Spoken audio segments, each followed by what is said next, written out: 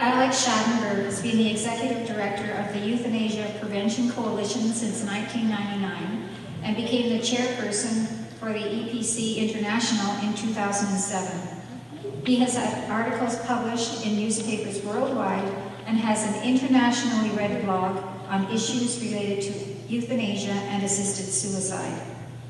Alex's book, Exposing Vulnerable People to Euthanasia and Assisted Suicide, is in its second printing.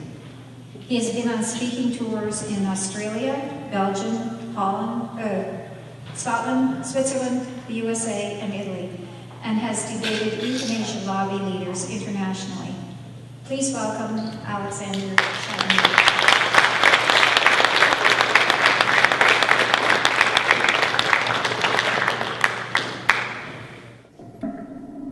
Alberto's referred to my age or something, like somebody commented about being too old to blog or too old to be on social media, and they said, well, Alex is on social media all the time. Well, I am getting older, you know. I used to be very young. In fact, my youngest is 13. His name is Thomas, and Tom likes to run. He's a pretty good runner, and many years ago when I was younger, much better looking, I used to run also. So anyway, I said, so Tom wanted me to run with him, and I was like, oh gosh. So we agreed we would go to the track, because, you know, go to the high school, go to the track, and we'd run there together, because I knew I couldn't keep up with him, even if I really wanted to, I couldn't do it. And if you're running on a track, right, obviously, it's not like running down the street, because he could be a couple blocks away from me, so we're really not running together, right? But on a track, you can look around, yeah, he's over there, right? So that's what we've been doing. And I learned something very interesting. The body does not recover as fast as it did when you were younger. You know, I used to run and you know, your body would feel the pain, but you know, the next day you're ready to go again. Not the same, not the same. But anyway, that's just to give you some in. The situation now is not very good in our issues, but I'm going to try and do two things. I'm going to try and give you information about this bill C-14, as well as talk to you about what's going on in other jurisdictions. And maybe I'm biting off more than I can chew, but let's go through this together. I'll try and be a little bit entertaining because the topic is not fun. Okay, this is we're talking about death. One thing I've learned is that I've been doing this work since 1999, so I've talked to a lot of people about death. So, you know, as much as it's a sort of a normal thing for me, most people, they don't talk about death as much as I do. Obviously, Dale, who works in hospice, probably talks about death a lot too, so it becomes sort of, you're not so bothered by it anymore, but other people might be. So what is assisted suicide? Because, you know, there's a little bit of confusion still, and I'll explain this to you what the Supreme Court did and everything. But assisted suicide is when one person is directly involved with causing the death of the other person, but they're not actually doing the act. So it's usually done by prescribing a lethal dose. So in Canada, in February of 2015, the Supreme Court struck down Section 241B of the Criminal Code, and the 241B said that you were not allowed to aid or abet, encourage someone to suicide. And so they struck down that act, and that's what's obviously being considered right now. But they did something else. They also used language to allow for euthanasia. Now, a lot of people are confused by this, and they think, oh, assisted suicide is when it's voluntary, and euthanasia is when it's involuntary. Well, that's not the case. Assisted suicide is when, in this case, usually a physician, Bill 14 would allow a nurse to do it also, but usually a physician would provide a lethal dose, and you take it technically yourself, okay? So what the law said in the past, and technically it sort of says in a way now, but it doesn't, is that you cannot be involved in assisting the suicide of another person. And that actually made a lot of sense. The Supreme Court struck it down, I think, for very false reasons. It made a lot of sense because it applied to all of us. It applied to all of us. And that made a lot of sense because we all go through difficult times in our life. And it's not a good idea to have somebody else assisting you in suicide. You know, the law didn't say you can't assist someone who's terminally ill. The law said you could not assist a suicide, and it made a lot of sense. So euthanasia, well, you hear in the media all the time, like there's a local talk show guy and I've been on his show several times, and yet every time he's talking about it, he still gets it wrong. He describes euthanasia as when it's involuntary, right? But that's not euthanasia. Euthanasia is based on the act. The act is somebody else is causing your death directly and intentionally. It's done by usually lethal injection, right? Bill C-14 would allow both a doctor and a nurse and anyone to do it. Craziness, actually. Nonetheless, so it's always been viewed as a form of homicide. So when you look at, I'm going to show you Bill C-14 in a minute, but I'll give you a bit of history. The Netherlands, when they legalized euthanasia, what they did is they created an exception to the criminal code. So if you're going down the street, you can't kill somebody, but if you're doing it for ending their life for purposes of euthanasia, then you could do it, right? So they created an exception to the criminal code. In Belgium, what they did is they defined it as health care, which is what they've also done in Quebec. They defined it as health care, and then they said it becomes a form of medical treatment. So in Quebec and Belgium, lethally injecting you is defined as medical treatment, as crazy as that might be. So euthanasia is not about withdrawing medical treatment. Euthanasia has always been considered a form of homicide. Why? Because that is what it is. You might say that there's a good reason for it, you might argue that, but it's still a form of homicide because somebody is causing your death, okay? So in June of 2015, there was a press conference in Belgium, and this Dr. Lieve Thiempong, she is a psychiatrist who works with the Belgium Euthanasia Clinic. Now, what is the name of the Belgium Euthanasia Clinic? Does anybody here know? It's called the Life Clinic, okay, just so you know. Crazy as that is, that's what it's called. And she had announced that she had had a study that had been approved to be published. And her study was on the first 100 requests that she had received as a psychiatrist, requests for euthanasia for psychiatric reasons. Now remember, she works with the Euthanasia Clinic, so obviously she's getting a lot of requests because she's specifically working with the Euthanasia Clinic. And so she then, in her press conference, spoke about Laura, who we now know was actually Emily. And actually Emily, we believe, is still alive. Anyway, she just spoke about, because she had a question during a press conference about euthanasia for psychiatric reasons. And so she spoke about her patient, Laura, who we know is Emily, who was 24 years old. This is last year. She had been living with suicidal ideation, meaning suicidal thoughts, and had attempted suicide on several occasions, and she had been living with this since the age of 7. And now, Dr. Thiempong announced she has been approved for euthanasia. Now think about this. Euthanasia being approved for what? Psychological suffering based on someone who's going through suicidal ideation. The treatment for suicidal ideation is lethal injection. Think about that. Does it make a lot of sense? Well, you know, in Belgium, it fits because they say physical or psychological suffering. Physical or psychological suffering. So therefore, in this case, she was using the story of Laura to create her story as to why we should accept this. We now know that Emily has instead chosen not to die by euthanasia, and as of this moment remains alive. But the reality is she was approved, and in sometime in the future she might still die by euthanasia for the same reason. And I asked the question, well, could Laura happen in Canada? Could that story happen in Canada? Well, but the Supreme Court, what did the decision say? It legalized euthanasia and assisted suicide for a competent adult person who clearly consents to the termination of life and has a grievous and irremediable medical condition, including an illness, disease, or disability, undefined, that causes enduring suffering that is intolerable to the individual in the circumstances of his or her condition.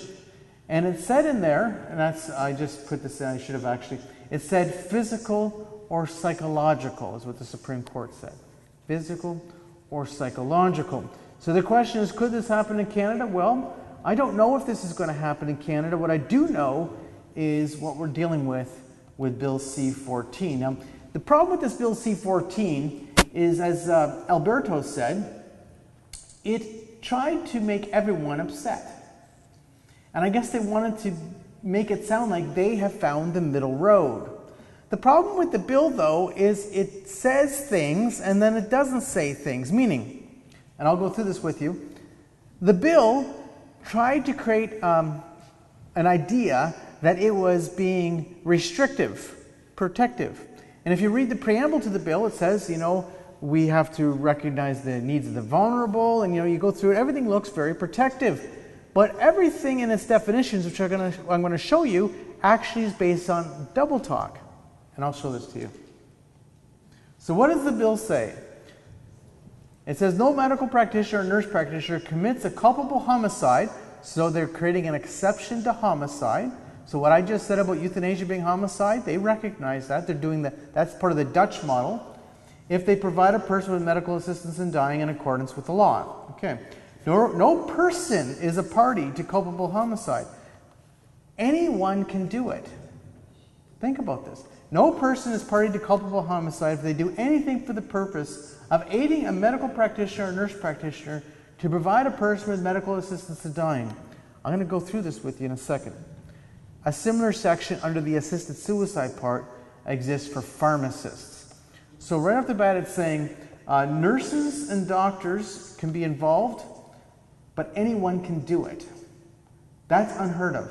Nowhere in the world is there a law that allows anyone to kill you. That doesn't exist anywhere.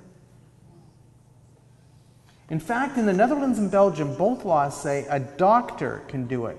So if you heard my talk from a couple years ago, and I was talking about that study in Belgium that was done with nurses, and it uncovered that 14 nurses had admitted to having done it, euthanasia. Well, that meant that they had broken the law because the law said only doctors can do it. Well, this bill allows both doctors and nurses. So what does it say? Who's eligible? Well, most of this is what you would have seen before. There must be a resident of Canada. They must be at least 18 years of age in respect to health care. Now, that's actually probably going to get struck down pretty quick. Let me explain this to you. The bill says you must be 18. You might realize that in the Netherlands, they're debating the whole question right now about young children. So the Netherlands law says that you can have euthanasia if you're between 12 and 16 with the permission of your parents, and above 16 it's your own choice. That's what the Netherlands law says. The Belgium law used to say you had to be 18, but last year they struck that down. Well, they changed it. Now you can be of any age to have euthanasia. But in Canada, because of our court decisions we've had, saying you must be 18 is actually discrimination. No, I mean, it's nothing to laugh at. It's true. We've had lots of court cases around issues around medical treatment questions and things. If you're under 18, you cannot be denied the same thing that someone over the age of 18 can have, other than for voting, I guess drinking, driving. But I mean, other than that, which is considered, I guess, reasonable, that you cannot be denied health care or a treatment or an act based on your age. Okay, so that's just going to be struck down. I'm just telling you that eventually. You must have a grievous and irremediable medical condition, voluntary request for medical assistance in dying, give informed consent. Okay, looks good, right? They must have a serious and incurable illness, disease, or disability. Does not define disability, does not define it. What that means is there's a lot of people with disabilities who are concerned right off the bat because their regular life living, how they live, makes them qualify just because they are alive, because their condition is serious and incurable. Most disabilities are, especially if you have a significant disability, are incurable, certainly, and serious. They have an advanced state of irreversible decline. How do you know? What's an advanced state of irreversible decline? That illness, disease, or disability, or the state of decline causes them enduring physical or psychological suffering. There's the word. Psychological suffering, right? That is intolerable to them and cannot be relieved under conditions that are considered acceptable. Now here's the problem with psychological suffering being in the definition. How do you know what is intolerable to somebody when you're talking about psychological suffering? How do you know? How do you know what that means? This talk I'm giving to you, I noticed someone's falling asleep in the crowd, could be intolerable to you. How do you know? Their natural death has become reasonably foreseeable. And that's their terminal definition. Well, I don't know what that means. Do you know what that means, that your natural death is reasonably foreseeable? I don't know what that means. I'm being honest. Why did they do this? Because they wanted it to be seen as restrictive, but not restrictive. Okay? Taking into account all the medical circumstances without a prognosis necessarily having been done. So you don't need to do a prognosis, but their death is reasonably foreseeable. Well, what does that mean? Can anybody tell me really what that means? In palliative care, you might be able to say their death is reasonably foreseeable because, of course, they're actually dying. But this doesn't say you must actually be dying, right? It doesn't actually say that. Safeguards. Before a medical practitioner or nurse practitioner provides a person with medical assistance is dying, the medical practitioner or nurse practitioner must be of the opinion that the person meets all the criteria. Now let's think this through. What if you're not competent and you die by euthanasia, meaning it's legal, lethal injection, but what was not legal is you were not competent? Can you prosecute the doctor? Is it possible? When all the doctor has to say, I was of the opinion. That's a very low standard, my friends. That is such a low standard, it's impossible to ever use that standard to actually protect anybody. That's impossible. Because of course they were of the opinion. No kidding. So what am I saying about this bill? The bill is a charade. It's a charade. It's smoke and mirrors, intentionally so, in order so they could say to Canadians, we found a compromise so you can feel comfortable that you don't have to worry. Now, why did they do that? Well, there was quite a bit of polling that was done after the government report came out and before the bill came out. For instance, you might have noticed Angus Reid had done a poll. And that poll found that 78% of Canadians did not want euthanasia for psychiatric reasons, psychological suffering. That bill found that Canadians did not want euthanasia for children. That poll, found they didn't want it for children. That poll said that the Canadians didn't want euthanasia for quite a few reasons, and also that they wanted it limited to terminal illness, that poll found. Then there was also a poll done by Nanos, and Nanos also found that Canadians didn't want euthanasia for children, and it wanted conscience rights to be protected. So you notice that, well, I'm going to get into that in a second. The other thing about signing it, so you would think that if you're competent, so the law will require in Bill C-14 that the person signs the document. So they say, yes, I agree with this. Well, what if you can't sign the document? So first of all, the document must be made in writing and signed and dated by the person, and then it says, or another person under subsection 4. Signed and dated after the person was informed by a medical practitioner came. Then it says the medical practitioner must be satisfied that the request was signed. Be satisfied. It doesn't say that the doctor or nurse must be assured of or be sure of. It says must be satisfied. So what if my wife signed the document and I didn't sign the document? The doctor was satisfied. The point of it is the doctor has no fear if an error has occurred.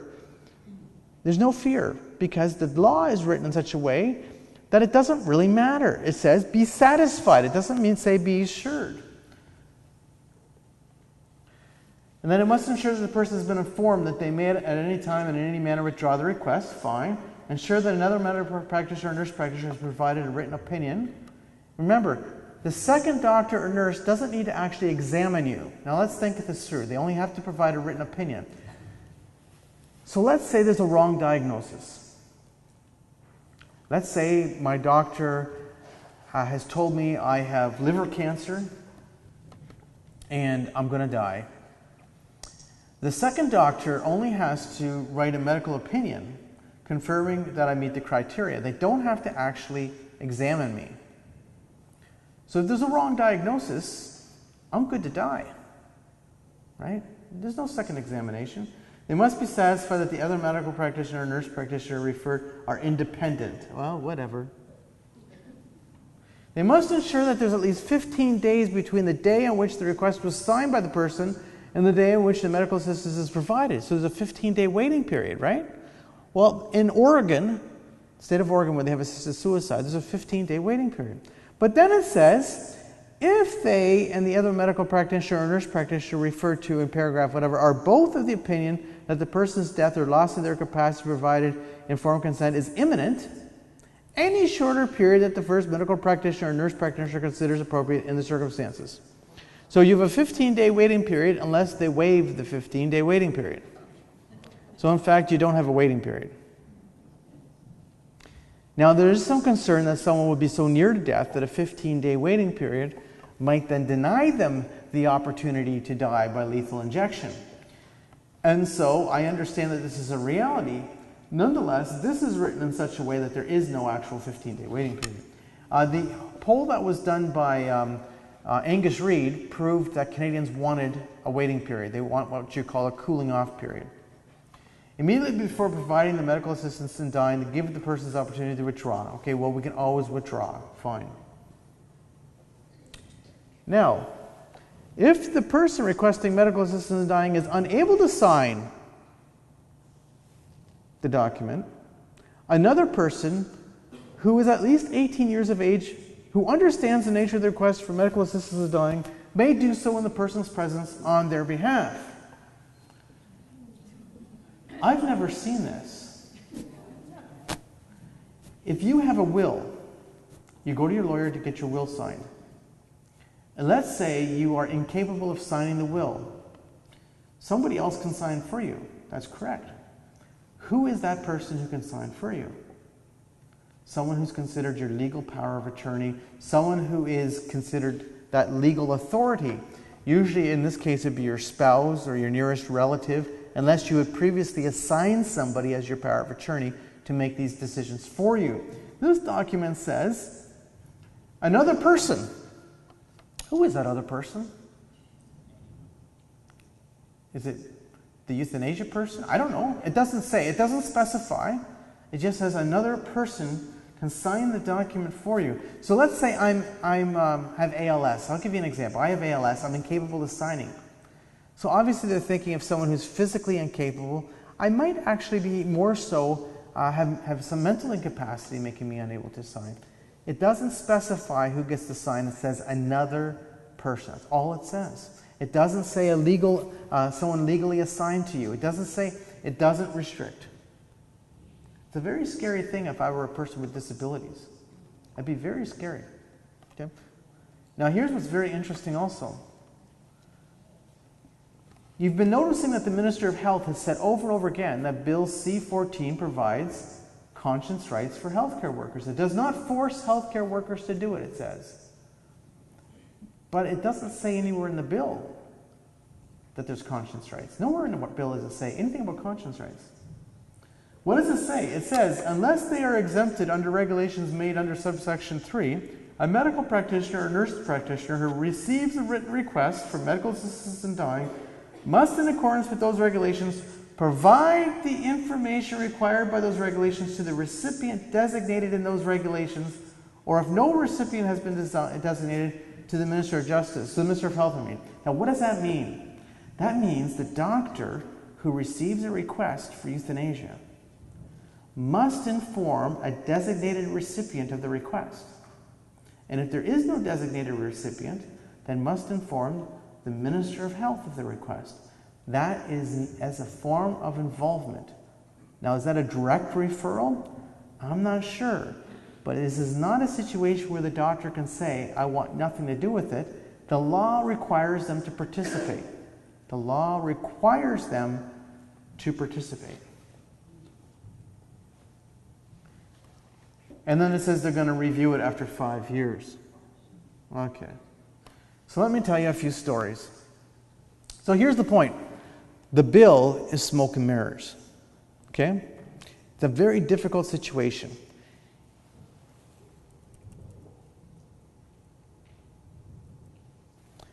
It allows doctors and nurses to make the decision. That's what it does, yes. So doctors and nurse practitioners can decide for euthanasia. And it takes 2 people to agree. Now, only 2 people. Now, I'll guarantee you, all other jurisdictions, how it works is Dr. A is friends with Dr. B, and Dr. A, who signs the euthanasia form, Dr. B signs for them as the second doctor. Now it says they can't have a relationship, so they can't be in the same business practice together. But this allows anyone to do it. Let's think about this. We can have then, it's possible to have a euthanasia clinic where there's a doctor or two doctors or two nurse practitioners that is, who are deciding yes and no, probably yes, yes, yes, yes. And then Joe is the guy in the office who's been trained to do lethal injections. Not a doctor or nurse, he's always doing is lethally injecting, and he's the one doing it. The law would require Joe to do it. Is there anybody here named Joe? I'm sorry, Joe. Okay. That's crazy. That is unheard of. So let's tell you some stories. Mark and Eddie Verbussin, this is a story in 2012. They were born deaf. They lived their whole life together. They're identical twins. They ran a shoe repair business together in Belgium, and they were becoming blind. And you might have remembered this story because it was covered in our National Post. I believe it was on CTV News because it became a worldwide story. They died by euthanasia. They were not dying. They were not sick. They were becoming blind. And you see this picture of them. There's a picture just before they died where they have these dark sunglasses on because they were experiencing macular degeneration. They decided that becoming blind would make them too dependent on others. And by being dependent on others, that would be a form of psychological suffering, they said. And they died by euthanasia. They were 45 years old and healthy. I'm not sure if this would happen in Canada. We'll see. October 2013, there was a Dutch news story. This is the first story of its kind, and that's why the news carried it, because it was the very first case of its kind. This woman was 70 years old. She was not physically ill in any way. She did not have cancer. She didn't have ALS. She didn't have, you start naming the medical conditions, she didn't have them. She was blind or nearly blind, so she had lost her eyesight. And she was someone who had an obsession with cleanliness. Now, how many of you here are Dutch? So if you don't know what I'm talking about, your mother does. Obsession with cleanliness.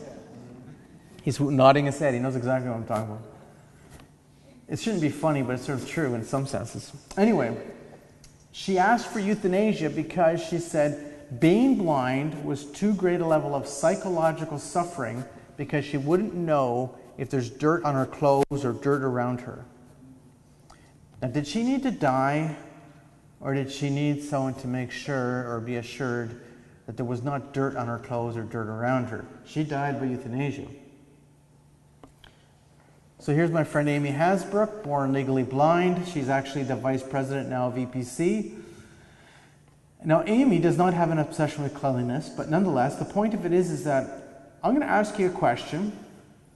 Once we start doing euthanasia for people based on whatever the condition might be, multiple sclerosis, blindness, you start naming the conditions, does that not affect the person who has that condition? Does that not say in society, because let's think about this. What is this saying? People talk about this as being about my body, my choice. This is my body, my choice. Alex, stay out of my business is what they say. I get that all the time. And my response is, well, wait a second here. Are you killing yourself?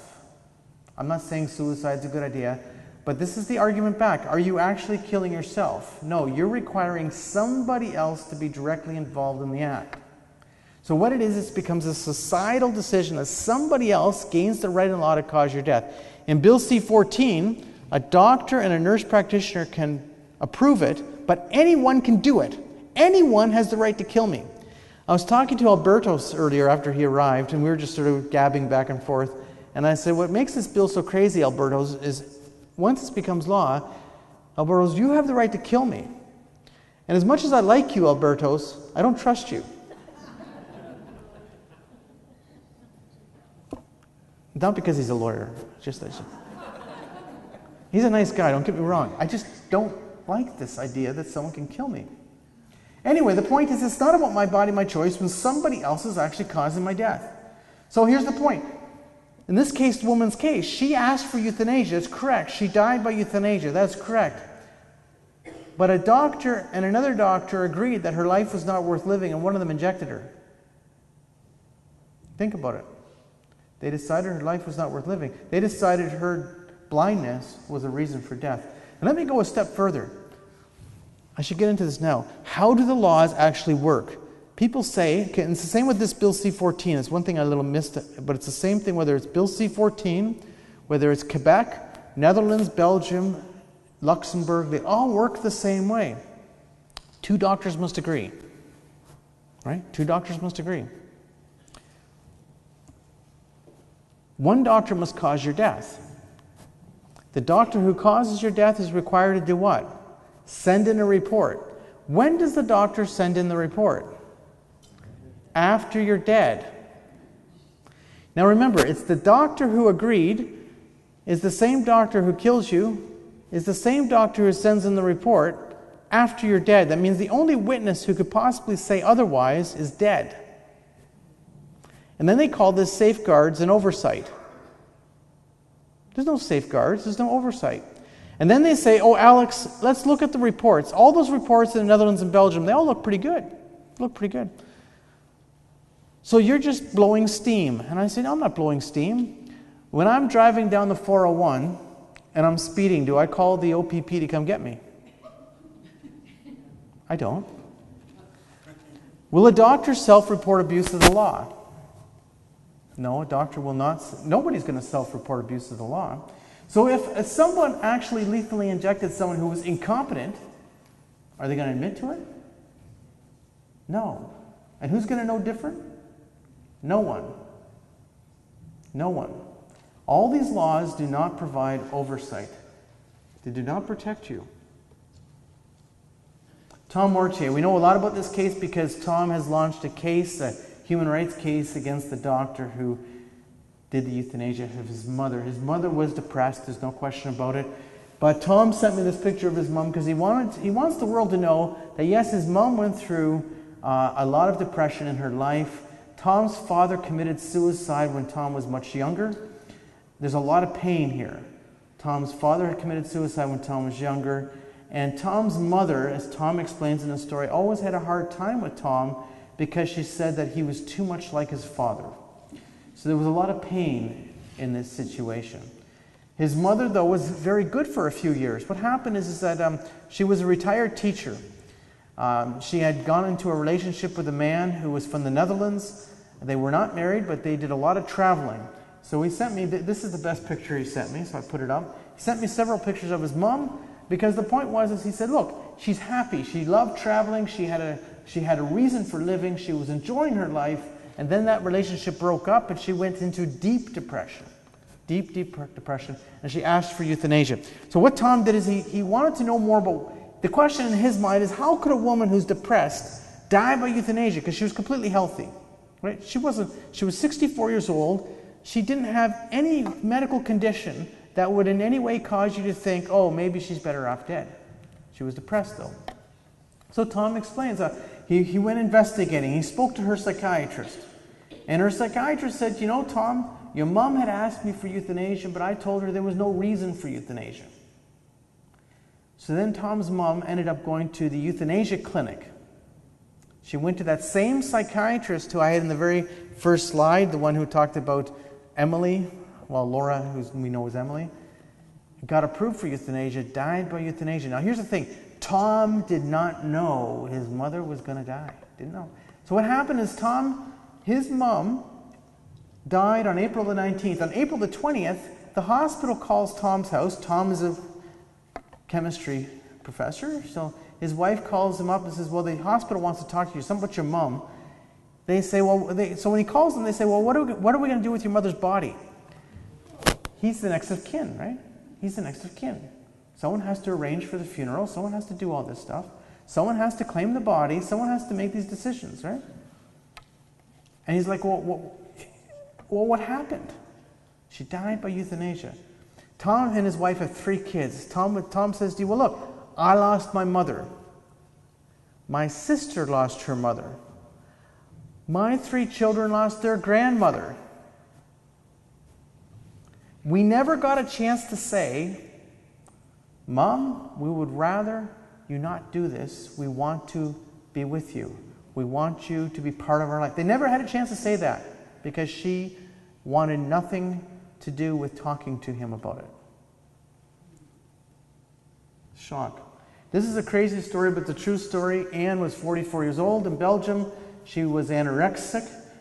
She was going to this man for her psychiatric treatment, Dr. Van der Eycken. Dr. Van der Eycken established a sexual relationship with Anne.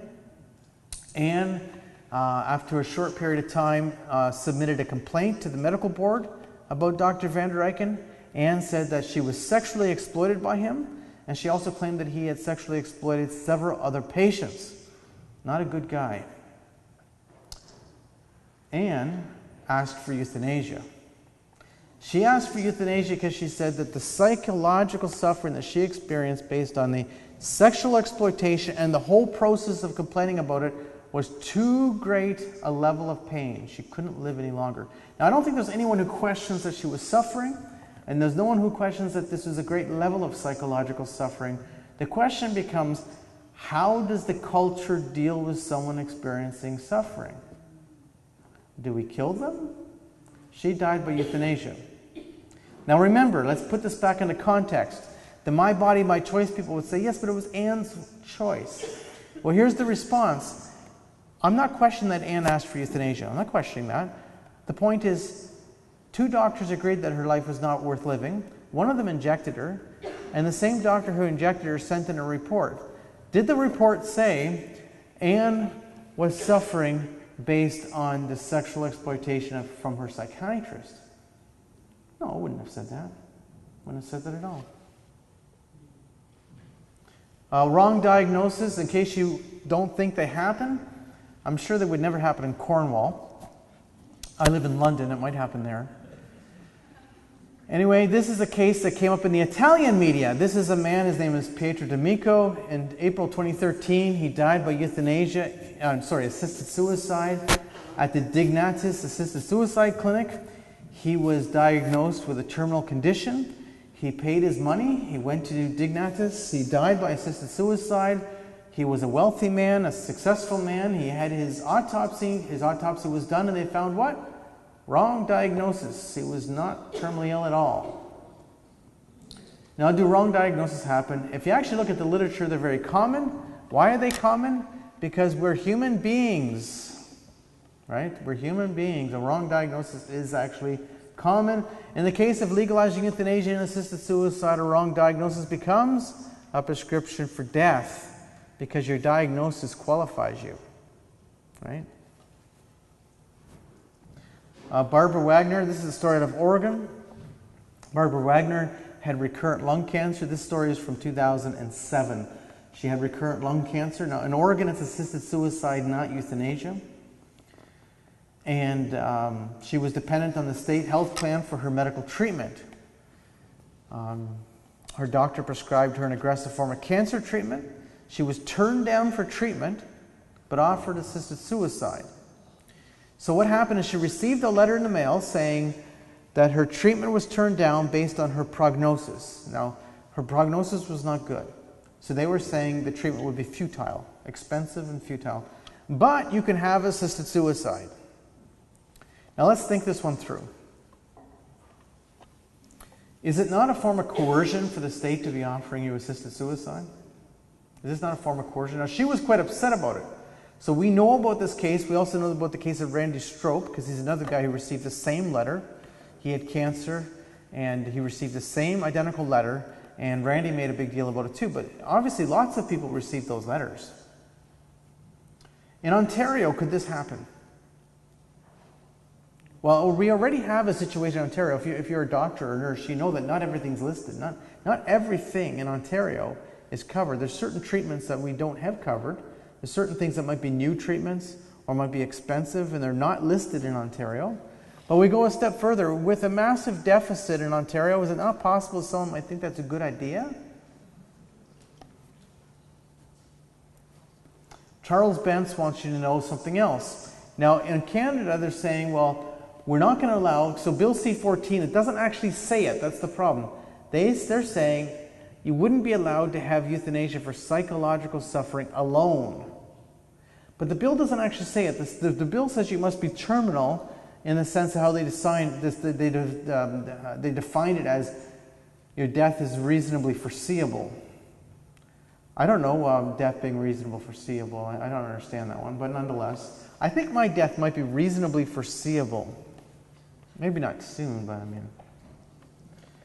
Anyway, Dr. Bentz had a patient who was depressed, and in Oregon they don't allow assisted suicide for reasons of depression. So in Oregon, that's a safeguard. Can't have it for depression. So anyway, Dr. Bentz had a 76-year-old patient. This is a long-term patient of his. Because Dr. Bentz is a family physician. He referred his patient to a cancer specialist. The cancer specialist called him up and said, "Are you willing to be the second doctor to sign the form?" And Dr. Bentz said, "My patient doesn't qualify. My patient is depressed, needs treatment for antidepressant, needs antidepressant treatment for depression." His patient died by assisted suicide. They have a 15-day waiting period in Oregon, so his patient died 15 days later. Now here's the interesting thing. When Dr. Bentz published this story, he specifically wrote up the story and had it published because he wanted the world to know that safeguards are only as good as the doctor who's willing to follow the safeguard. Okay. So what he did is he wrote up the story and he published it. The doctor who ended up being the second doctor who signed the form contacted him and said, "Well, if I had known that your patient was depressed, I would not have signed the form." And Dr. Bentz was like, "Well, but I told the primary physician that my patient didn't qualify because my patient was depressed." And Dr. Bentz goes a step further and says, "And I had just recently seen my patient. It's not like I had saw my patient like 3 years previous. And no, I recently seen my patient." So he, as he says, "I was incapable of protecting my depressed patient from assisted suicide because the doctor didn't care." So I'm going to tell you a bit of data. I don't know, what time is it? So my wife tells me this is the boring part of the talk. Okay, but I can't send you to get more coffee. You're just going to have to put up with this, okay? So this gives you some data. Washington State 2014 Annual Report. What's important about this is it shows you how the law works. So in 2014, according to Washington State and Oregon have assisted suicide, right? Netherlands, Belgium, Luxembourg, it's euthanasia. In Switzerland, it's assisted suicide. And I've already explained to you the difference. And in 2014, 126 people reportedly, I mean, reports were sent in, died by assisted suicide in Washington State. Now, here's what's important, is to look at the data.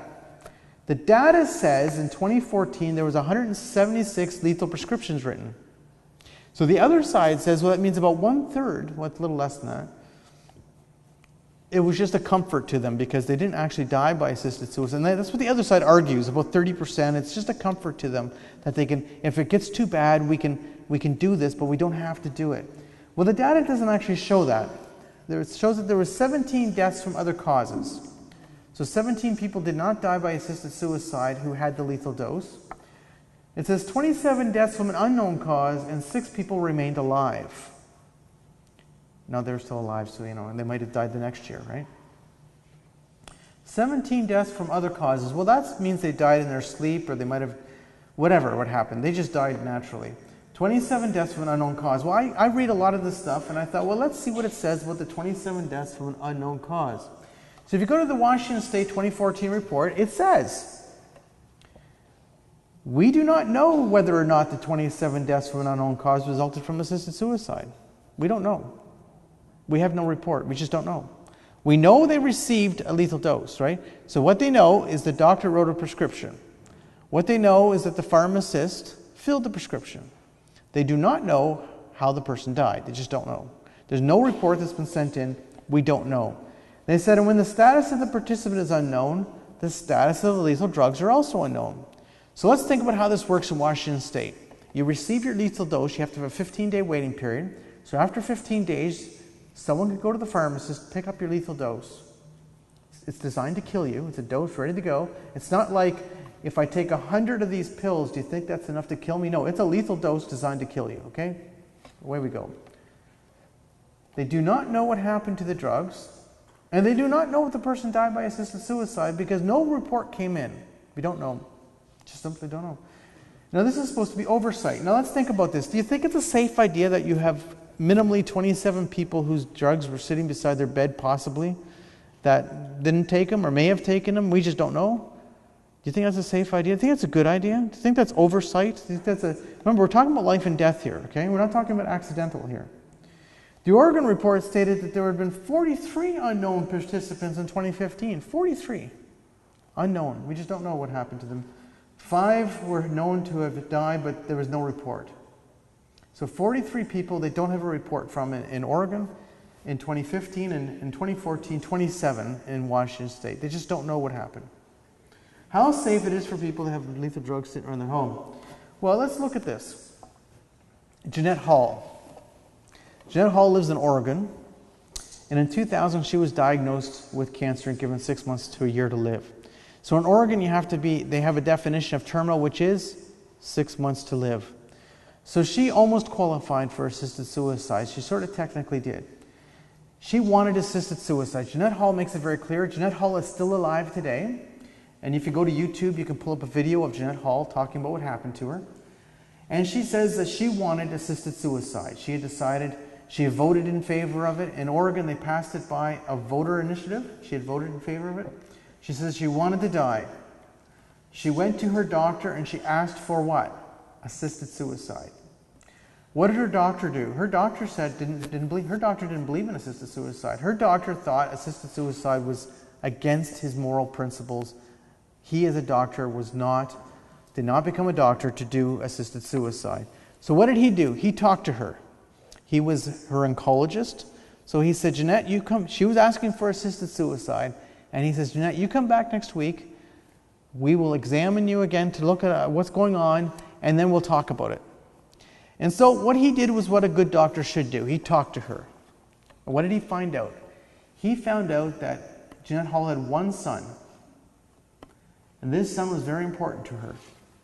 He found out that her son was in police college. And he was going to graduate not so long in the future. And he said to Jeanette, well, Jeanette, I know she wanted no treatment. I want no treatment. She's saying, I want assisted suicide. He said, well, if you try some very minor treatments, very non-invasive treatment, I guarantee you're going to live long enough to see your son graduate from police college. Wouldn't you like that? She said, yes. So what did she do? She changed her mind. She stopped saying, I want no treatment. She agreed to minor, non-invasive treatments, okay? And then after several weeks, he said to her, Jeanette, you're doing very well, actually. Your body's reacting very well. He said, meanwhile, as he's telling the story in the videos, you see, they're talking to each other, and he's saying, well, I kept talking to Jeanette. I wanted to know what was important to Jeanette. I wanted to know what made Jeanette function as a person, what was important to her. And obviously what kept on coming back was her son was the most important person in her life. And so he said, well, wouldn't you like to see your son get married someday? And Jeanette said, of course I want to see my son get married someday. So he said, well, if you try treatment, you might be able to see your son get married someday. And so she changed her mind and she accepted treatment. She needed surgery, she needed radiation, she needed significant treatment, and she's alive today. Now the point is, she says, I'm so happy to be alive. This is what she wrote. She wrote this in 2012. I'm so happy to be alive. It's now 12 years later. If my doctor had believed in assisted suicide, I would be dead. Because her doctor didn't believe in assisted suicide, she's alive. She's happy to be alive. I would be dead. I thank him and all my doctors for helping me choose life with dignity. Jeanette Hall is an important story. A doctor's right of conscience is important to a doctor or to a nurse. A doctor's right of conscience or a nurse's right of conscience is even more important to their patients. Why? Because we all go through, you talk to someone in palliative care, you talk to other doctors, we all go through, when we're going through physical illness, most of us, I should say, it's probably more accurate, also go through great emotional, psychological, spiritual turmoil at the same time. Why?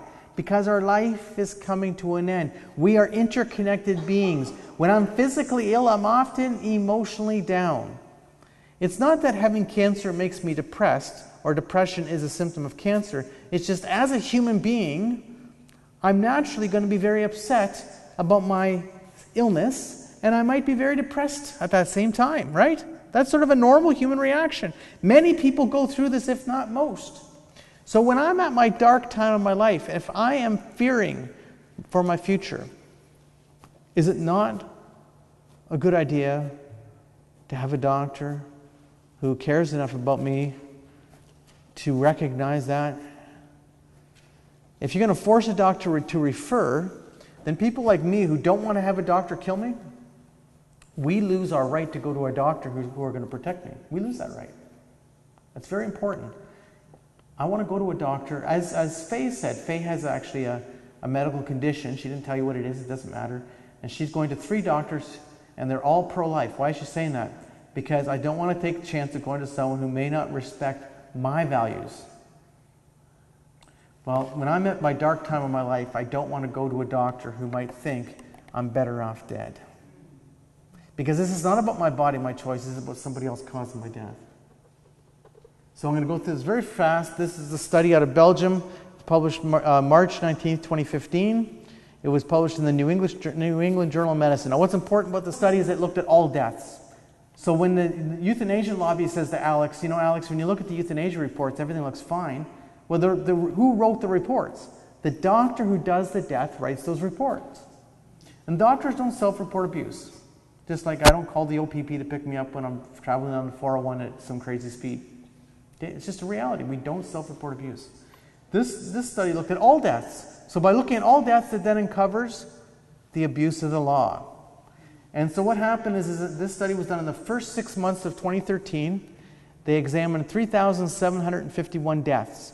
So if someone died of a heart attack, it shows heart attack. If they died of euthanasia, it shows euthanasia. If they died of whatever, that's what's in the data. And so what they found was, this is in the Flanders region of Belgium, 4.6% of all the deaths were euthanasia. Okay, that's a big number actually. It found that 1.7% of all deaths were hastened without request. That's against the law in Belgium. That's against the law in Canada. Now what's important about that is that's over 1,000 deaths in 2013 that were hastened without request. And you only know about it because they did a blind study, okay? Let me explain to you again how they did the study. The university doing the study sent in a request to the doctor to fill out the data on how the person died. So the doctor was to report exactly how Alex died, right? But then when the response was sent in, there's no data on that sheet explaining who it's about. So therefore, they're to fill it out about me, but not in any way indicate who it's about. So it's a blind study. And then this is where you get because you would say, how many doctors are actually admitting? Because the question was, if you look at the study, the question is, did you hasten the death? Yes or no? Well, yes was 6.3% of the time. The next question was there a request? The request was 4.6% of the time. No request, the doctors are admitting no request, 1.7% of the time. 1.7% of all deaths. It's over 1,000. Significant. But what's also significant is it shows massive underreporting. Because according to the official data, 2.4% of all deaths are euthanasia. According to the study, it's 4.6%. And of course, you wouldn't know that if you didn't look at all deaths, would you? You wouldn't know about underreporting because you don't have a report. There's no report. But by looking at all deaths and identifying how many euthanasia deaths occurred, then you find out massive underreporting. Now, why is there massive underreporting? Because the doctors who are filling it out, some of them decide not to report at all. They just decide, well, I'm not going to fill out that. I'm not going to do that. In fact, what's interesting about this, there was a news story in January 2014. It's very interesting. Dr. Mark Cousins is a euthanasia doctor in Belgium, and he was being interviewed in January of 2014 about what? He's being interviewed about child euthanasia, because that's what they were debating in Belgium at the time, child euthanasia. And in that interview, he admits, I do euthanasia, but I've never reported one. Never reported. So he's saying this in the national media. I reported it on my blog, so if you go to January of 2014 on my blog, you'll find the story. And he's saying, I never report it. It's a private matter, I just don't report. I do it, I do euthanasia, I never report. Did Dr. Mark Cousins get arrested? Did Dr. Mark Cousins get brought before the medical board? Did Dr. Mark Cousins have an interview by the Medical Association? Anybody challenge Dr. Mark Cousins? No. No one's ever challenged him, but he admits he never reports. My point is the law is absurd because the law is not designed for oversight. And this is the thing about the deaths. 100 deaths for psychiatric reasons. Okay? 13% of the people who requested euthanasia for psychiatric reasons of that one study were autistic. Okay, so autism is a reason for euthanasia in Belgium. Now this affects me because I have an autistic son. So I understand autism. Okay, my son Pete, he's 20 years old. He's autistic. Actually, he just turned 21. Just turned 21. Anyway, he's autistic. He goes to Fanshawe College. No one ever thought he was ever going to go to college. He goes to college. But I understand because he's a very lonely person. He doesn't have a lot of friends. Not very many people bother being friendly to Pete because he's a little bit different. Okay? And he talks about movies all the time. That's all he talks about. I know this is on film now. He talks about movies all the time. If you actually Facebook friend him, every day you're going to get, or every other day you're going to movie review. They're actually quite good. This is a story out of last year, February or so, January, February. A case of a 63-year-old autistic man in the Netherlands who died by euthanasia. And this is the story. He worked all his life for a government institution. Never had a relationship, he said. Never got married, never had a relationship. The only thing he did all of his life was work. Now, if you know anybody who's autistic who's really committed to their work, that probably makes sense. Now he's retired, and he's saying, I'm alone, I'm lonely, I want to die. He died by euthanasia. The euthanasia clinic in the Netherlands did his death. They euthanized him. Now think about this. The man was not ill, he was not dying, and I know a little bit about autism, so it sort of makes sense to me. My son Peter is very fortunate. He has my son James. My son James is 2 years younger than Peter. James goes to Western. Peter goes to Fanshawe. They live together. When they were children, they always shared a bedroom. It's just a reality. We've got several kids, so they always share a bedroom. Whether James and Peter always get along or not doesn't matter because they know each other well. Okay? They're fine together. They don't share a bedroom now. They just share an apartment. So James has an ability to get along with Peter, and Peter's got James. So this is all good right now. I don't know what it's going to be like for him in 20 years, but I understand autism a bit. Did this man need to die by euthanasia? No. This man needed a friend. He needed a reason to live. Okay? So there's lots of reasons. So when people talk about euthanasia, they talk about my body, my choice. It's the first lie. It's not about my body, my choice. It's the rules somebody else will follow to kill you. The second thing about it, there are lots of horrible medical conditions. That's true. But it's not for that alone. It's for all of us. And we're all human beings. We're all going to go through different things in our life. Euthanasia threatens us because we will all be vulnerable at times in our life. The comment by Faye Saunier was absolutely correct. It's actually usually part of my talk, and that is, we need to care for others. Euthanasia is going to become very prevalent in our culture because we have a lot of loneliness in our culture. A lot of people who are alone and lonely. We have a lot of people who live their lives without anybody caring too much about them. We see that in our nursing homes. We see that in our communities where there's a house where this old lady might live in and no one visits them. If you were sick and alone and lonely, would euthanasia seem like a good idea? It might. We need to be a significant community to others. That's how human beings, that's how we naturally are. We're interdependent beings. We need to be that way. So I'm challenging you, I'm saying this to you. To die alone is not a good thing. To die alone drives the euthanasia mentality. To have others who care for us is one of the big antidote to euthanasia and assisted suicide. So I think I've spoken too long. And you might have some questions. Was there a reason for leaving the physically handicapped off the postcards? Was that assumed to be a given? I had the issue of dementia and children with children, right? And why was it saying that? Because the problem with the physically handicapped thing is it wasn't defined even. It was very difficult. The problem with the whole thing is it's difficult. You know, what I did when I had the postcards, there was actually 3 cards, and you've got 2 here. And I had 3 different ones. And I just chose 3 topics that I thought would resonate the most. That's all I did. There's no There's no easy situation here. Right now, a lot of people are focusing on the conscience rights issue for physicians, and that's very important. Well, doctors should have conscience rights, absolutely, but if we legalize euthanasia, absolutely our doctors should have conscience rights, but the legalizing of the euthanasia is a greater evil, obviously.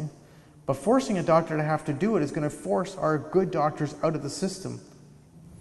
You might have seen last week that there was an article about the very first doctor who's actually said they're going to leave because of this. Did you see that? You saw it. I'm seeing it waved ahead. There was an article, a woman, a physician in Strathroy, Ontario. I'm in Glencoe, the mighty metropolis of Glencoe I live in. And that's just south of London. Strathroy is a near town to us. So she's the palliative care doctor in Strathroy. And she wrote an article into the Canadian Medical Association Journal saying, I've been a doctor for 37 years, and for the last 3 years I've been exclusively focusing on palliative care, meaning she's been a family doc. For 34 years she had a practice, and for the last 3 years she's just doing palliative care. And she says, if they're going to tell me I have to refer, I'm going to retire because I'm not going to do it. Right? Well, for your information, I was speaking in Pembroke last fall. And Pembroke is how many people? I don't know, 10,000, 15, whatever. It's not that big a place. It's a nice little place, but it's not that big. It's not like Woodstock even. I grew up in Woodstock. And I'm speaking at a dinner in Pembroke, and after my talk, this doctor comes up to me. He says to me, I'm 62 years old. I had no intention of retiring. But when I started receiving letters from the Ontario College of Physicians telling me that I need to refer for these things, I decided I didn't need to be a doctor anymore, and I've retired. And I thought, well, that's tragic, because here you have all these people who want him as their doctor. Why? Because he said, as he said, I would never do these. I would never do euthanasia. And I would never refer for it. So if they're going to tell me I'm going to have to, then I'm going to retire. Well, what's obvious in his situation? He's been a doctor a long time. He was probably a pretty good doctor because he's had years of experience. And he's saying, I probably don't need the money anymore. And I don't need the headache. And I don't need to go to the Human Rights Tribunal. And I don't need the Ontario College of Physicians dragging me over for some meeting. I don't need this. I'll retire. We lose a good doctor. Okay? There's young doctors in Canada, several of these good young doctors in Canada who are really working on the conscience issue because it's important to them, because they know that if they're forced to refer and they're not going to do it, that's their livelihood, that's their life, right? If they're younger, right? You know what's going to happen? They're going to leave Canada. Why will they leave? Because a medical license is transferable, right? Because you graduated from medical school, you're capable of practicing in many jurisdictions, not just Canada. You can practice, there's 50 states in the U.S. Many of those states do what? Many of those states have conscience protection laws. So these doctors don't have to refer or anything. And there's sick people in those places too, right? We're going to lose some of these people. Yes? Ask a question. It's not something to do with when the enforcement law came in. There was no law. Are you talking about 1988? Yeah. Supreme Court decision here. What happens if there's no law? I mean, we were having this discussion. Which is worse? In a sense, I'm trying to ask that question. I don't know. So here's the situation. As of this moment, euthanasia is legal in Ontario. Judges can decide. Okay, that's what's going on right now. And the Supreme Court gave them until June 6th. I don't know what happens. Right now there's several senators who are saying they're going to drag it out. So that means the bill might not be done by June 6th. I don't know. I got no idea. Well, Alberto is here, and he might, say, oh, this and that. We don't know what would happen. We don't know. They could continue where doctors have to receive the letter from the judge saying yes. At least in this current situation, with a judge having to approve it, you have a level of oversight. But once this bill, if this bill were to pass as is written, there is no oversight because two doctors decide, one doctor causes your death, the doctor who causes your death has to decide. That's no oversight. That's a joke. But the fact is that I don't know. I can't answer. I've already told you that the bill is really flawed. Yeah. The other side is saying, oh, the bill doesn't follow the Constitution because it won't allow children to die. But if you look at the Supreme Court decision, and it won't allow people with dementia to pre-ask, the Supreme Court said nothing about that. The Supreme Court said you'd have to be capable of consenting and you'd have to be an adult. That doesn't say anything about children, does it? Does it say mature minor? No. So I don't think, I think they're just blowing a lot of steam, okay? Nonetheless, they would like it to be wide open. The other side wants there to be no law at all. They want it to be wide open. Way out west, you know, get your gun, buddy, you know, that's what they want. Yes, ma'am? Can you talk to us about the notwithstanding clause? Okay, the notwithstanding clause exists in our charter, and it's not going to, it won't happen. The notwithstanding clause, the Conservative government didn't use it. The Liberals will not use it. The notwithstanding clause means the Parliament has the right to say, notwithstanding the Supreme Court decision, we're not going to follow that. They have the right to do that. Parliament could just say to the Supreme Court, the old law remains in place for the next 5 years. They could do that. They never did it. Certainly the Conservatives could have done it. They had the numbers to do it. They didn't do it. The Liberals will not do it. Trudeau, what's his comment? We are the party of the Charter. Well, the notwithstanding clause is within the Charter, so I guess that means he could use it, but no, he won't use it, no. What happens if the bill does not get passed by June 6th? Well, some are saying the responsible thing for him to do is to use the notwithstanding clause because that buys time until the bill is passed. But I don't know. I don't think he's going to do that. So everything's up in the air. Not that the notwithstanding clause is a bad idea. I just don't see them politically doing it. Okay? I called for the notwithstanding clause. When the decision came out, we urged for the notwithstanding clause. Well, it never happened. Yes? Hypothetically, is that notwithstanding clause our only way to stop the Senate? Oh, to stop the law. The notwithstanding clause is the only way to stop the law, because if there's no law passed, then it's the Supreme Court decision that becomes the law. Okay? So when they say that there is no law, there actually would be a law. This is different than the 1988 decision that you referred to. In 1988, the Supreme Court never said what would replace if. The Supreme Court in this case did give us a paragraph that was used throughout the decision as to what would be acceptable. So therefore, if there is no law, that means the Supreme Court decision would be in place. Now, we all know that, but then how will that be interpreted still becomes the problem. Because what was my comments? If anybody read my comments about the Supreme Court decision, I said it was irresponsible for two reasons. The first was that it actually struck down the law, which was very irresponsible. The second thing is it did not define its terminology. So if you read the Supreme Court decision, it does not define the terms. Without definitions, it means whatever you want it to mean in the end. So therefore, you know, it's a problem. I think I've spoken too long.